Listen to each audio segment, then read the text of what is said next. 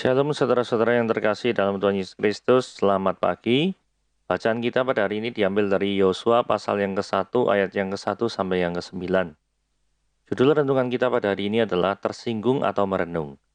Janganlah engkau lupa memperkatakan kitab Taurat ini, tetapi renungkanlah itu siang dan malam, supaya engkau bertindak hati-hati sesuai dengan segala yang tertulis di dalamnya, sebab dengan demikian perjalananmu akan berhasil dan engkau akan beruntung. Yosua 1 ayat yang ke-8. Seorang ibu mendatangi rumah pengkhotbah yang membawakan firman dalam sebuah acara gereja pada hari sebelumnya. Dengan kemarahan ia mengungkapkan isi hatinya yang merasa sangat tersinggung. Isi renungan yang disampaikan sang pengkhotbah dirasa menyindirnya habis-habisan karena dia tidak tahan untuk tidak mengungkapkan emosinya. Dipanggil untuk menjadi pemimpin Israel, Yosua harus menjawab tugas panggilannya secara nyata. Dia harus dapat bertindak proaktif mengerjakan bagian kepemimpinan yang Allah percayakan. Allah juga menyatakan kepada Yosua agar senantiasa berpegang teguh pada janji firman Tuhan, memiliki ketaatan yang total pada kehendak Tuhan, bergaul dengan firman itu dan melakukannya dengan segenap hati. Senantiasa merenungkan Taurat Tuhan siang dan malam menjadi PR Yosua, supaya ia memiliki keberanian dan pengharapan dan hikmat dalam memimpin umat. Kebenaran firman Tuhan tidak hanya sanggup menjadikan umat bersukacita karena janji berkatnya. Firman Tuhan juga sanggup menusuk hati umat. Saat kebenaran Tuhan menelanjangi keberdosaan kita, sangat mungkin kita menjadi mudah marah. Pribadi yang menyampaikan kebenaran firman Tuhanlah yang biasanya jadi sasaran kemarahan. Namun kejadian semacam ini tidak perlu terjadi jika kita menyadari kerentanan diri serta bersedia mendengar didikan Tuhan. Pribadi yang bijaksana tentu memiliki kerendahan hati untuk menanggapi ajaran kebenaran dengan merenung, bukan sekadar tersinggung, bersedia membenahi diri daripada mengumbar emosi. Ajaran kebenaran Tuhan membuat orang bijak itu merenung. Sementara orang bebal hanya merasa tersinggung. Oke, kita membaca ayatnya. Yosua pasal yang ke-1 ayat yang ke-1 sampai yang ke-9. Sesudah Musa hamba Tuhan itu mati, berfirmanlah Tuhan kepada Yosua bin Nun abdi Musa itu demikian. Hambaku Musa telah mati, sebab itu bersiaplah sekarang. Seberangilah sungai Yordan ini, engkau dan seluruh bangsa ini, menuju negeri yang akan kuberitakan kepada mereka, kepada orang Israel itu.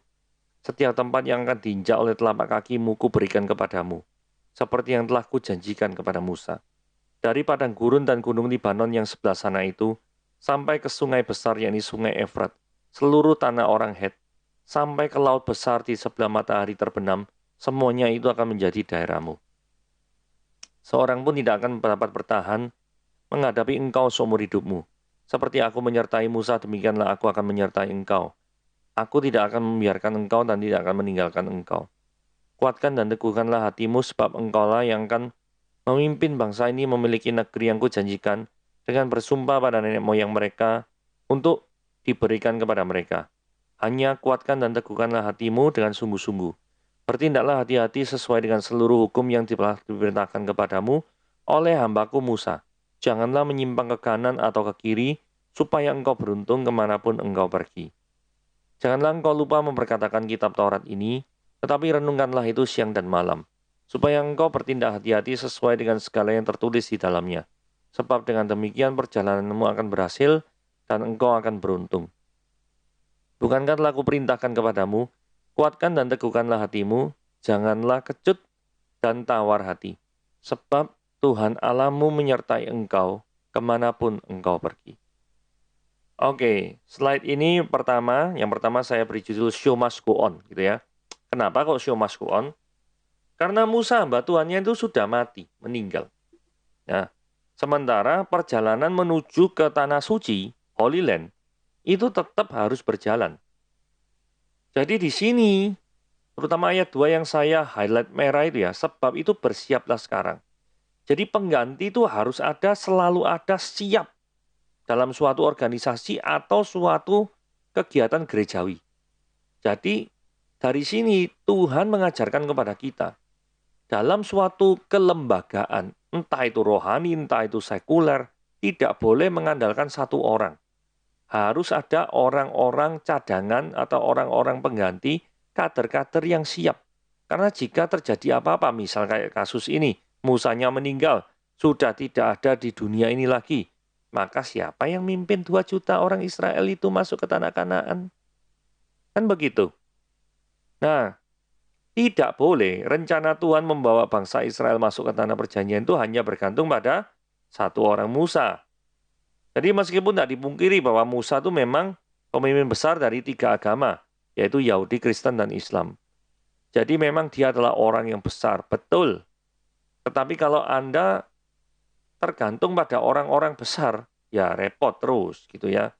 Sama, di dalam suatu kerohanian Anda, misalkan Anda mengagumi seorang pendeta X gitu misalkan. Nggak apa-apa, kagum sama pendeta itu sah-sah saja. Tapi kalau Anda tidak mendapatkan sesuatu, apa ya istilahnya ya, dapat sesuatu dalam kebaktian hari Minggu online misalkan. Sekarang kan pandemi corona, jadi kan online gitu ya. Anda harus pendeta itu. Kalau tidak pendeta itu, saya kok rasanya tidak dapat apa-apa. Repot ya. Karena suatu saat nanti pendeta itu juga bisa, ya nggak pengen ya, misalkan meninggal atau apa gitu, pergi, nggak bisa online lagi lah, katakanlah seperti itu. Maka yang terjadi adalah apa? Anda kan tetap harus kebaktian kan, ke pendeta lain. Terus mindset Anda mengatakan, oh, kalau firman Tuhan disampaikan oleh pendeta lain, maka saya tidak mau terima. Waduh, ya repot ya. Karena kebenaran firman Tuhan itu tidak tergantung pada yang menyampaikan. Memang firman Tuhan itu dari sananya memang sudah benar, gitu loh. Jadi hal-hal seperti ini dalam praktikanya yang harus kita perhatikan. Nah, ayat yang ketiga itu menunjukkan Allah itu setia, gitu ya. Perhatikan yang merah-merah ya. Oleh telapak kakimu, diinjak oleh telapak kakinya siapa? Yosua. Terus tanahnya itu yang diinjak oleh kakinya Yosua, itu akan diberikan kepada Yosua seperti yang kujanjikan kepada Musa. Jadi dari sini ada suatu prinsip penting ya. Janjinya kepada Musa, tetapi yang nikmati janji itu Yosua. Gitu loh. Jadi sekalipun harus berputar-putar di gurun 40 tahun, tapi ketika Yosua diangkat jadi pemimpin Israel, maka bangsa Israel itu berhasil masuk tanah perjanjian. Jadi yang diinjak itu janji selama putar-putar 40 tahun itu. You know? Nah, Tuhan meneruskan janjinya kepada Musa dan menggenapkan janjinya kepada diri seorang Yosua. Dari prinsip ini, tidak selalu ya. Kepada siapa Tuhan berjanji, maka orang tersebut akan menikmatinya. Tidak selalu. Bisa jadi penggantinya yang menikmati hasil akhirnya. Bisa jadi seperti itu. Kenapa kok ini bisa terjadi? Ingat ya, dunia ini pusatnya bukan kita, bro. Dunia ini pusatnya adalah Tuhan. Jadi kalau misalkan ada orang yang mikir gitu ya, loh, saya yang mengusahakan, saya juga harus menikmati. Ini kerajaan surga ya. Bisa saja kamu yang mengusahakan, yang nikmati orang lain bisa loh. Sebaliknya juga bisa. Yang mengusahakan orang lain, yang nikmati kamu juga bisa saja. Nah ini untuk, kenapa kok peristiwa bolak-balik ini terjadi ya? Karena untuk menunjukkan bahwa kebesaran daripada suatu organisasi atau keberhasilan pelayanan suatu orang, suatu lembaga, itu tak tergantung pada orang-orang tertentu. Intinya seperti itu. Ingat, dunia ini tidak berpusat pada kita, bro. Tapi berpusat pada siapa?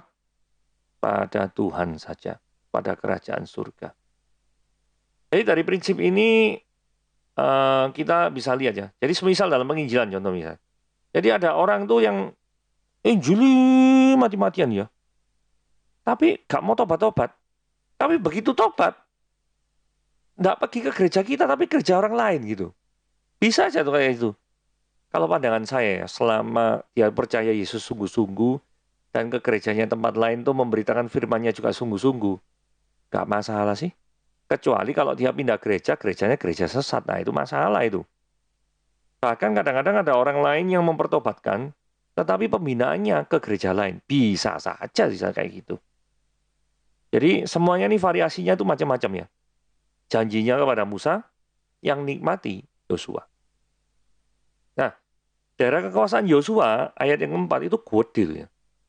Jadi dari padang gurun ini pasti sisi selatan daerah sini ini daerahnya Semenanjung Sinai, daerahnya Mesir sekarang. Dan Gunung Libanon. Gunung Libanon ini atas ya. Libanon ini dari atas, di Beirut ini atas ini. Terus sampai ke sungai besar yaitu Efrat. Efrat ini tidak kelihatan di sini, itu daerah Mesopotamia.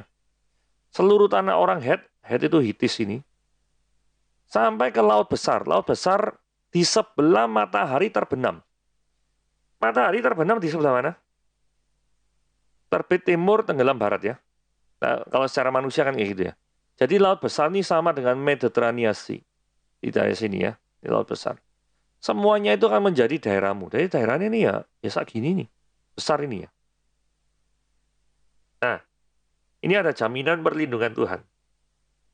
Seorang pun tidak dapat bertahan menghadapi engkau seumur hidupmu. Nah ini ya. Seperti aku menyertai Musa, demikian aku menyertai engkau. Oh ini kalimat ini paling penting ya di ayat ini ya. Kenapa ya? Karena gini ya. Yosua itu kan sudah melihat dengan mata kepala sendiri. Mengikut Musa pada waktu perjalanan dari Mesir ke Israel. Nah ketika melihat dengan mata kepala sendiri, kira-kira apa sih yang dilihat Yosua itu?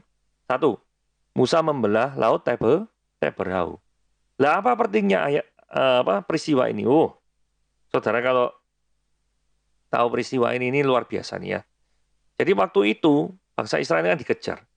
Depannya laut Teberau. Belakang itu dikejar orang Mesir. Saya nggak terima karena masalah tulah-tulah itu ya. Terus kemudian kanan kirinya itu gunung, tebing. Ya, yang atas itu, yang bebas itu atas tok itu. Kan nggak mungkin pakai baling-baling bambu kan? Nggak mungkin pakai Doraemon kan? Bener nggak? Nah, jadi yang terjadi adalah apa? Ya bingung saat itu. Atas nggak bisa, mosok ngebor bawah, ya nggak mungkin gitu loh. Jadi waktu itu bangsa Israel intinya sangat terdesak sekali. Sangat-sangat terdesak sekali. Terus yang dilakukan apa? Laut Merah terbelah. Itu mujizat yang luar biasa. Bangsa Israel yang lewat selamat, Mesir yang lewat, itu langsung dihempaskan, langsung nutup semua. Yang kedua, pemberian makna mana sorgawi. Artinya apa? Pemberian makna sorgawi ini. Artinya adalah Tuhan itu membiarkan kamu putar-putar 40 tahun di padang gurun. Tahu kamu tidak bisa mengusahakan, tidak bisa kerja, tidak bisa apa-apa. Sehingga tapi tetap at the same time kamu butuh makan. Betul ya? Karena itu ada mana sorgawi. Yang tiap hari itu ada. Memelihara orang Israel. Oh luar biasa tuh. Yang ketiga, pendirian kemah suci yang bersifat nomaden. Jadi dimanapun bangsa Israel berhenti selalu mendirikan kemah suci. Kemah suci ini nomaden jadi sifatnya. Jadi bukan permanen. Jadi mesti patok-patoknya itu dibongkar lagi, dipasang lagi, dibongkar lagi.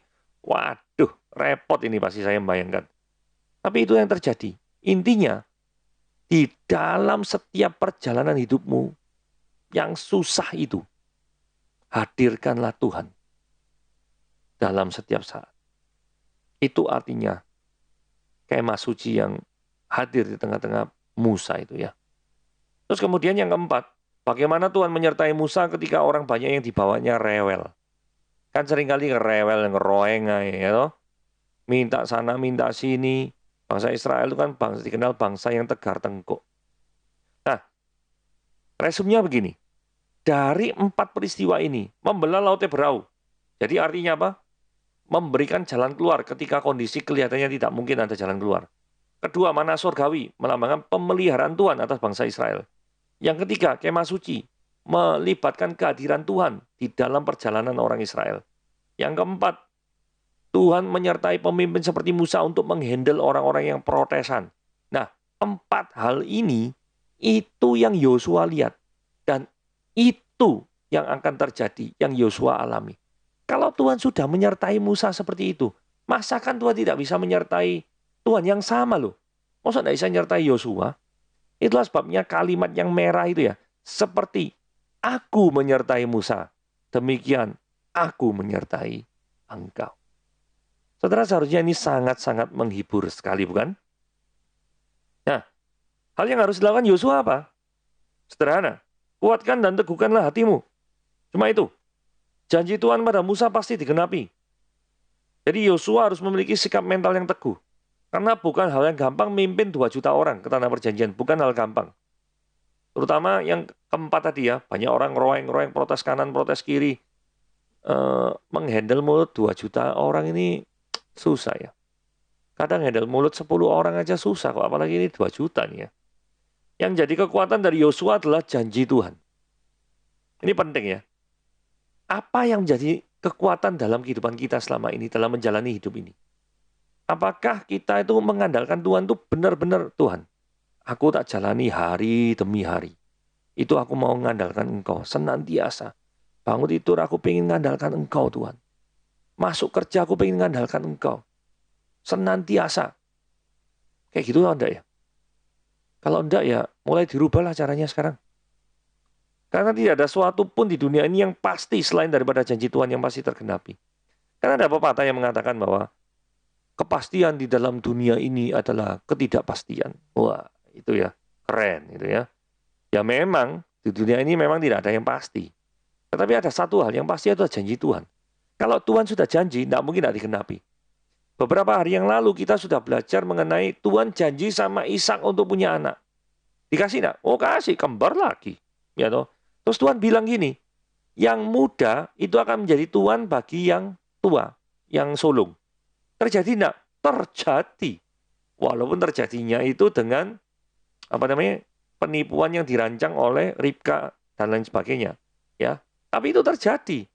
Ketika Tuhan punya rencana, ingat ayat ya, Pak Ayub 42 ayat 2. Rancanganmu sempurna, rancangan Tuhan, tidak ada yang gagal. Tidak ada yang gagal rencana Tuhan. Ya, jadi kalau Tuhan ngomong seperti aku menyertai Musa, demikian aku menyertai engkau Yosua, kuatkan dan teguhkan hatimu, sikap mentalnya itu harus kuat. Nah, ayat yang ketujuh. Bertindaklah hati-hati sesuai dengan seluruh hukum yang diperintahkan kepadamu oleh hambaku Musa. Janganlah nyimpang ke kanan atau ke kiri. Nah, kuatkan dan teguhkan itu bukan cuma kayak sugesti psikologis, bukan kayak itu ya. Tapi gini, perkataan kuatkan dan teguhkan hatimu itu diulangi sekali lagi oleh Tuhan. Menunjukkan bahwa tindakan tersebut memiliki makna penting, bukan? Ya benar. Nah, kuatkan dan teguhkan ini harus sungguh-sungguh. Jadi sudahkah kita mengikut Tuhan itu dengan sungguh-sungguh? Atau selama ini kita jadi pengikut Kristus, itu tidak cuma main-main doang. Lalu kalau ditanya lagi, apa sih ciri pengikut Kristus yang baik itu apa? Ciri pengikut Kristus yang baik itu adalah setiap orang yang mau mengikut aku, dia harus sangkal dirinya, pikul salibnya setiap hari dan ikut aku. Luar biasa enggak? Jadi orang yang benar-benar pengikut Kristus, bukan cuma penggemar Kristus, tapi benar-benar pengikut. Not just a fan, but follower. Bukan hanya sekedar fans penggemar, tetapi sungguh-sungguh jadi follower pengikut. Cirinya apa itu? Cirinya adalah orang itu mau menyangkal dirinya. Berkata tidak pada kemampuan hawa nafsu dirinya. Nah, di sini kaitannya apa sama ayat yang ketujuh? Kaitannya gini. Orang yang benar-benar menguatkan dan meneguhkan hatinya, sungguh-sungguh, orang itu juga bertindak itu sesuai dengan hukum-hukum yang Tuhan bagikan kepada Musa. Dalam hal ini Yosua seperti itu. Yosua harus bertindak dengan seluruh hukum. Patokannya itu jangan dilanggar. Jangan simpang kiri, jangan simpang kanan. Jadi nggak cuma gini ya. Kuatkan dan teguhkan. Oh ya, mengsugesti diri, kuatkan, teguhkan. Tapi dalam praktek sehariannya, itu melanggar hukum Tuhan. Kalau gitu ya, apa yang diperbuatnya nggak bisa berhasil. Ya toh? Tidak bisa beruntung. Karena syaratnya beruntung berhasil ini adalah seluruh hukum yang diperintahkan kepadamu oleh hambaku Musa, kamu harus bertindak sesuai itu. Jangan menyimpang ke kiri ataupun ke kanan. Nah, ayat 8. Janganlah engkau lupa memperkatakan kitab Taurat ini. Nah, maksudnya apa? Selalu ingat firman Tuhan. Dikatakan sini, renungkan firman itu siang dan malam loh. Dulu ya misalkan kalau zaman pacaran misalkan ada surat apa ya. Wah surat, isi surat bisa mungkin hafalan gitu ya. Mungkin ya. Jadi sekarang kan emailan. Masuk di email, WhatsAppan lah ya mungkin ya. WhatsApp. Atau zaman dulu lagi ada BBM gitu ya. Sekarang kan WhatsAppan. Atau Line gitu. Atau sekarang Telegram itu mungkin ya. Nah Renungkanlah itu siang dan malam. Kalau misalnya perkataan pacar itu bisa direnungkan siang dan malam. Sekarang perkataan firman Tuhan bisa tidak direnungkan siang dan malam. Jadi kita harus mulai belajar untuk mengingat-ingat ayat-ayat yang penting-penting. Nah, kalau Anda mengikuti 1 minggu ini renungan bersama hati, ada ayat-ayat yang selalu saya ulang gitu ya. Jadi misalkan, ya contoh kayak ini, kuatkan dan teguhkan hatimu diulang sampai 3 kali. Kemudian ada Lukas 9 ayat 23. Hari ini dan beberapa hari lalu kan kita juga belajar. Barang siapa mengikut Kristus, dia harus sangkal apa? Dirinya. Lukas 9 ayat 23 itu penting sekali. Ya. Jadi kita mulai mulai mengingat, belajar untuk mengingat gitu ya. Nah, ayat 8, kita kembali ke ayat 8. Kita sebagai pemimpin seperti Yosua diminta untuk tidak melupakan memperkatakan Taurat. Jadi seorang pemimpin yang baik seperti Yosua, memimpin 2 juta orang nih ya, itu harus rohani. Jangan sampai pemimpin itu rohana, repot nanti. Ya, jadi harus rohani, ya toh.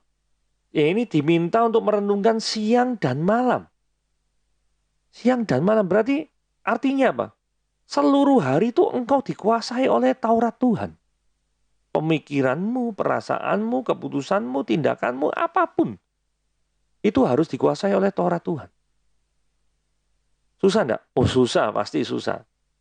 Gampangan ngerasani orang daripada melakukan hukum Taurat, hukum firman Tuhan. Pasti itu secara natural seperti itu. Oh hobinya gosip kok memang. Kan kayak gitu. Tapi di sini firman Tuhan tuh enggak ada loh. Sepanjang yang saya tahu firman Tuhan itu ngomong gini ya. Hendaklah kamu bergosip senantiasa. Enggak ada tuh. 10 perintah Tuhan yang ngomong kayak gitu. Tapi justru yang enggak ada itu yang kita lakukan loh. Apa enggak terlalu berdosa ya kita ini? Maka mau jadi pemimpin yang baik. Nah kalau mau, mulai memperkatakan firman Tuhan. Siang dan malam. Artinya dikuasai. Covering with the word of God. Jadi dikuasai oleh firman Tuhan. Seringkali orang pengen dirinya tuh beruntung terus. Tapi syarat untuk beruntung itu orang enggak mau. Ini kan gini ya. Yang merah, highlight merah bawahnya. Sebab dengan demikian perjalananmu akan berhasil dan engkau akan beruntung. Nah, pengennya tuh yang merah tok. Tapi syaratnya yang biru. Jangan kau lupa memperkatakan Taurat Tuhan. Gak pernah dianggap. Nah ini kesalahan kita. Tidak boleh hal itu terjadi. Nah ini yang terakhir yaitu ayat ke-9. Immanuel all the time. Maksudnya apa? Mari kita lihat ya. Bukankah telah aku perintahkan kepadamu, kuatkan dan teguhkan hatimu. Loh ini mesti diulangi 3 kali loh ya. Jadi kalau 3 kali dalam kebudayaan Yahudi kuno, itu masih ingat majas apa itu namanya? Majas tautologi. Jadi artinya extremely important, sangat-sangat penting. Kuatkan dan teguhkan hatimu ini penting. Karena kenyataannya memimpin 2 juta orang ini memang bisa membuat orang itu kecut dan tawar hati, jujur aja. Itulah sebabnya ayat 9 ngomong janganlah kamu kecut dan tawar hati. Maksudnya ya pasti tantangannya banyak sekali lah. Kadang kita misalkan dalam misalnya suatu kelompok penjualan, 1 orang ada 10 sales misalkan. Nah, ngurusi 10 sales kadang pusing kok. Atau dalam suatu pabrik karyawannya ada 100. Kadang juga pusing kan. Ini 2 juta men. Ini enggak karu-karuan ini pusingnya nih. Itulah sebabnya berkali-kali Yosua dikatakan apa? Kuatkan dan teguhkan hatimu. Tantangannya besar ini. Tantangannya besar. Itulah sebabnya orang perlu firman Tuhan dalam pengambilan keputusan. Firman Tuhan itulah yang harus menguasai kehidupannya.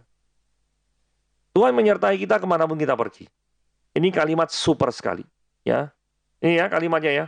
Sebab Yahweh Elohimmu, Tuhan huruf besar ini Yahweh gitu ya. Yahweh Elohimmu menyertai engkau kemanapun engkau pergi. Ini penghiburan yang luar biasa ya.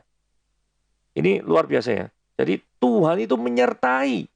Tuhan yang menyertai kemanapun kita pergi. Selama ini yang menyertai kita siapa? Demit. Atau siapa nih? Kita mesti harus meninggalkan hal-hal yang kayak gitu. Hal-hal yang bukan Tuhan itu kita tinggalkan. Tidak boleh yang bukan Tuhan yang menyertai. Harus Tuhan yang menyertai kehidupan kita. Jadi kalimat ini super sekali karena tanpa penyertaan Tuhan, maka kita tidak akan pernah merasa aman. Sebaliknya dengan penyertaannya, maka kita tidak mungkin bisa tersesat. Oke? Jadi itulah sebabnya kenapa slide ini berjudul Immanuel All the Time. Jadi yakinlah, hadapilah hari ini dengan penyertaan Tuhan. Yakinlah bahwa Tuhan bekerja dalam kehidupanmu, senantiasa, selalu. Bahkan saat Anda mendengarkan renungan ini, Tuhan bekerja dan menyertaimu. Amin. Tuhan Yesus memberkati.